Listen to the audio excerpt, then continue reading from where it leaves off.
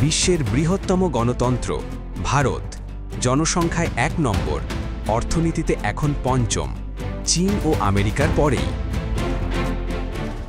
ভারতের সেনাশক্তি বিশ্বে চতুর্থ, পরমাণু শক্তিধর এই দেশ আজ ইন্দো প্যাসিফিকের ভারসাম্য রক্ষায় মুখ্য ভূমিকায়।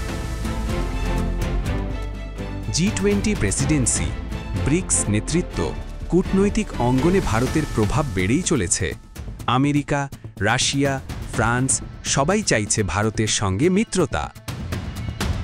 ভারতের সফট পাওয়ারও কমছে না। বলিউড, প্রযুক্তি খাত, যোগা, বিশ্বজুড়ে ভারতীয় সংস্কৃতির প্রভাব ছড়িয়ে পড়েছে। অর্থনীতি, কূটনীতি, সেনাশক্তি ৩ দিক থেকেই ভারত আজ আন্তর্জাতিক রাজনীতির এক গুরুত্বপূর্ণ খেলোয়াড়। আপনি কি ভাবেন ভারত হতে পারে পরবর্তী সুপার পাওয়ার? কমেন্টে জানান।